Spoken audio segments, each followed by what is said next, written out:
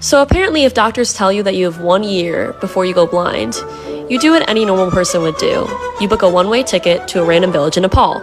No plans, just vibes. You disappear for 3 months, milking water buffalo at sunrise, becoming the village English teacher, getting adopted by a Nepali family like it's nothing. Then you come back to the US, and immediately you feel like you don't belong in your own life anymore.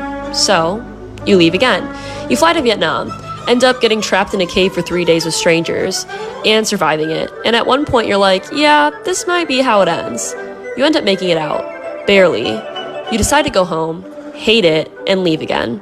You fly to Australia, decide you're gonna become a pro surfer, and you end up completely snapping your knee tendon in the ocean.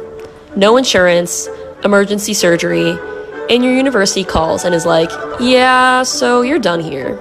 So now you can't walk, you're broke, and your life just got reset to 0. So you rebuild. You learn how to walk again, work 2 jobs, and save everything.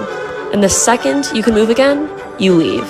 You go back to Nepal, and this time you raise $4,000 to build a water system for your village. And they literally hold a water ceremony for you. So cool, right? Yeah, no, because right after that, you get chased by a tiger on the back of a motorbike and get trapped in a landslide. You watch the entire military come and blow up the roads that you just had passed. And instead of going home, you keep going. You fly to Kyrgyzstan. Now, you're smack in the middle of nowhere, herding yaks with nomads. No signal, no plan.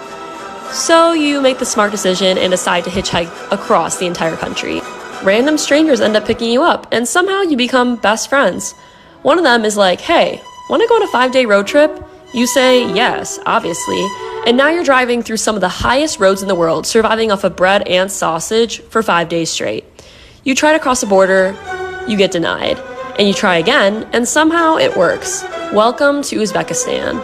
Then you go even a little bit further into a place most people have never heard of, Karakul, Pakistan, where you're walking through literal shipwrecks in the middle of a dried up sea. And then you realize you have 35 hours to cross the entire country or you'll miss your flight. No plan, just pure chaos, and somehow you end up making it. You fly into China, immediately get hit with visa issues. They tell you that you have 24 hours. So what do?